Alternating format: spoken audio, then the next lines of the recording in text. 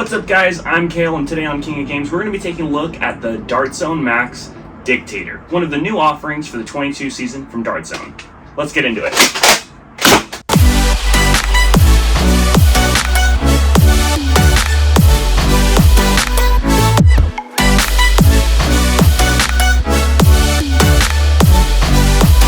So starting out with what comes in the box. It comes with the blaster itself, 2 adjustable iron sights, a detachable front muzzle, 2 12-round mags, a specialty connector to make them go together, 24 of these half-length max darts, 2 spare O-rings, and these safety glasses. Now looking at the outside of this blaster, already I can see it has some real steel inspiration. I don't remember the exact name of the real steel firearm that it resembles, but if you know it, let me know down in the comments. Anyways, it has a full length of top Picatinny rail, and it doesn't appear to have Picatinny anywhere else on the blaster. It also has a pump grip, which seems to have a little bit of tactile feedback when you pull the trigger. It also has a magazine release, a safety, the trigger, and mags load through the rear. Technically also has a built-in stock.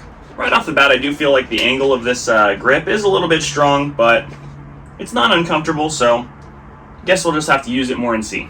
From the side profile, I'm not a huge fan of these iron sights here, but when I look down them, I do actually really like them, so I'm going to have to say that I'd probably actually use these. It also appears that there's a jam door here that you can inside see the loading mechanism, which is kind of cool. However, that jam door cannot be opened when the blaster is not primed.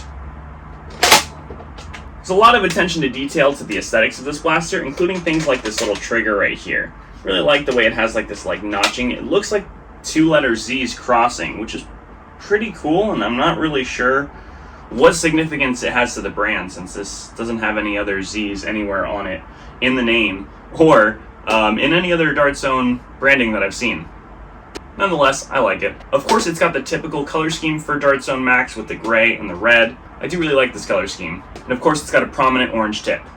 Speaking of the tip, it's pretty common at this point for other blasters from Dart Zone like the Striker, the Nexus, or the Aeon Pro to have compatibility with Mega and or Rival through the use of front loading one of these. So I'm curious to see if that's going to pan out here as well. Right off the bat, doesn't seem to really fit an AccuFake Mega, but sometimes they have different tolerances, so let's try a regular. It doesn't seem to fit an authentic AccuStrike either. Alright, let's try a Rival round. That might work. If this tip doesn't fit, does an Aeon Pro one fit in the Dictator?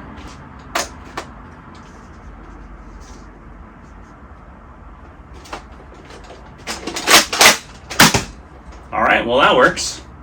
Alright, back to the aesthetics. I do really like that they've got like a checkered, almost carbon fiber texture in some of these areas. I like that there's a textury grip here that is different as well. Same thing on the grip. It's also pretty light considering it looks like it'd be heavy. Now the way this blaster works is that it actually has 2 12-round magazines pinned together. They're both facing in the same direction, so the arrows are pointing up. You rear load it. Once you've fired all 12 rounds, you can then pull the release from either side, flip it around, and continue firing. I'm not sure how practical I think this is, but now to the question, does this mag fit in other blasters? We've got an Aeon Pro / Nexus Pro adapter here, and it appears to be perfectly in line with where it would need to be to feed a dart properly. Let's see if it does.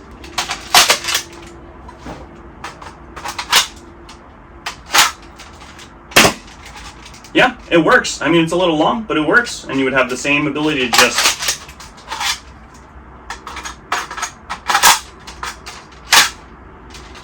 nice. This blaster is also compatible with straight Talon mags, and you should also be able to use straight mags from previous blasters like the Aeon Pro. Now, let's see if it performs like them, starting off with an FPS test. Alright, kicking off the FPS test, we've got 5 of the darts it came with, 5 of the bamboo darts. We're going to start with the max darts that it came with and see what we get.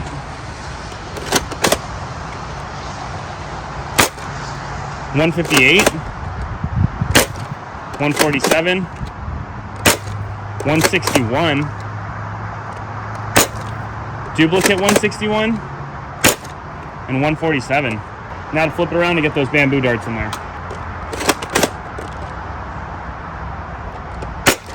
$173, $155, $158, $154, $153.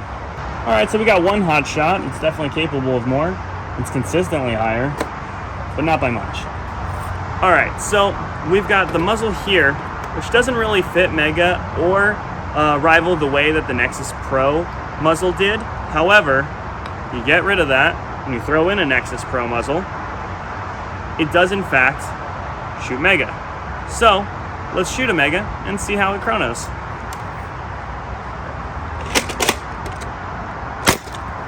$68. We'll throw a AccuStrike in there. $61. And one AccuFake, which has a little harder time fitting into this muzzle. $51. Like I mentioned before, it does also fit Rival, so let's see how that goes.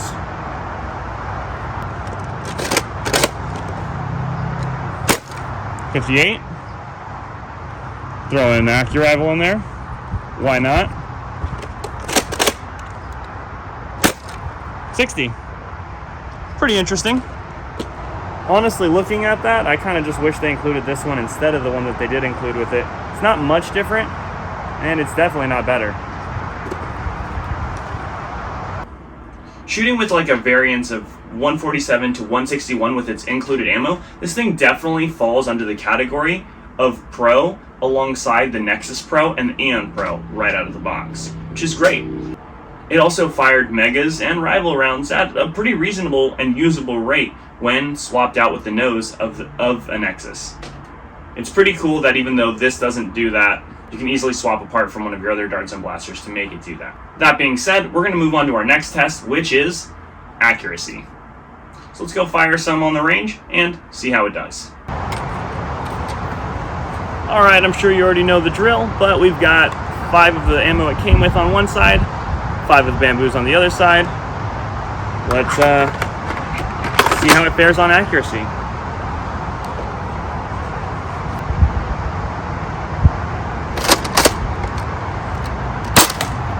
Hit. Hit. Hit. Hit. And hit. Pretty good. Let's try the other side.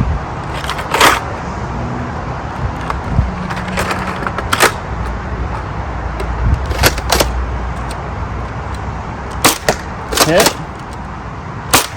Hit. Ooh, flew a little high. Hit. And hit. A little less accurate with the bamboos, but pretty good at 40 feet.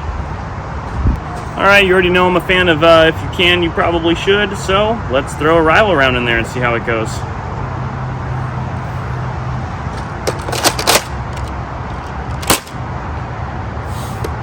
Not great. Let's try an AccuRival.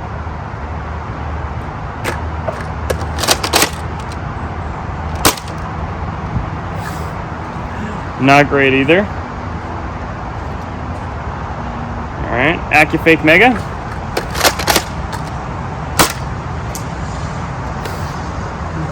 I managed to hit the other Rival round. I don't know if I'd call that accurate, but it's funny. An original AccuStrike.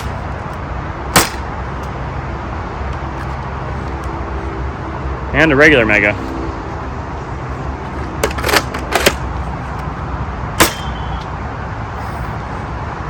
Even less accurate. But it was fun, and of course, I did that using the Nexus Pro muzzle, not the muzzle it came with. It just happens to fit.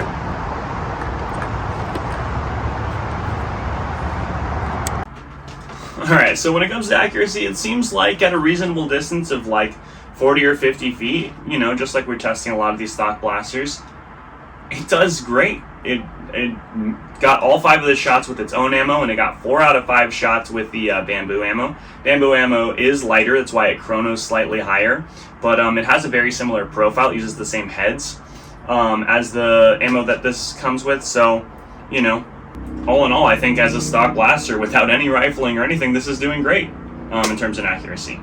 Now let's move on to the overall thoughts of this blaster. When it comes to the ergonomics are not bad. They're not great, but I do like there's a lot of textures and grips. I do like the color scheme. I do like a lot of things about this blaster. And one thing I particularly like is, well, you know how everybody obsesses about the gravity drop, you know, for the load, right? That satisfying feeling of just pulling the release and out it comes. Well, this one even does one better. What about the gravity reload? And that's fully clicked in there. Unless I press the release, that's not coming out. So, very satisfying. Especially if you do a better job, like lining it up to here and just dropping it. It really clicks in a satisfying way. I could probably use this as just a fidget toy alone doing that. That being said, it costs around $50. Is it worth it? This is basically a Conquest, which is normally $40, but with a stock and a different color scheme. Do I think that that's worth it over the Conquest? That's really hard to say. I think it really comes down to preference. $10 is not a lot of money to have that preference difference. You'd definitely spend more painting it if you wanted it to be red. And you'd also definitely spend more trying to make it have a stock if that's what you wanted. So, in terms of comparing it to the Conquest, I think with a similar loading mechanism, yeah, it probably is worth it to get this one if it has a few features that you like. If not, sticking with the regular Conquest, I don't think there's any issues there either. When you compare it to something like the Nexus, well, the layout of this blaster just isn't quite as competition ready. I think that although it's a very cool loading mechanism, this is much more awkward to use than it would be to simply just pull your mag out from the bottom and put it right back in. I don't think it's a bad choice. I just think it provides extra steps that are maybe slightly unnecessary. So, in a competition, there's a slight advantage to having a Nexus. Other than that, I don't think it's a bad buy at all. But I'm just personally not a fan of this over a blaster like that, or even an Aeon Pro. But that's just my personal preference. I think that the performance is good for a stock blaster. I think that the value is a little bit above average, not like crazy value, like some of the other blasters we've seen in the past, but I think it's a good value for what you get. We'll be going over some of the other blasters like the Vulcanator, the Tomcat, and the Deuce Pro in the future. There's a lot of them coming out. And of course there's the Dart Zone Pro tournament blasters like the 2.1 and the 1.2, which we'll also be trying to go over. There's just so much to cover here. Which one are you most excited for? Let me know down in the comments, or if you'd even buy any of them. Well, that's all for today. And as always, we'll see you next time on the King of Games. Until then, have a blast!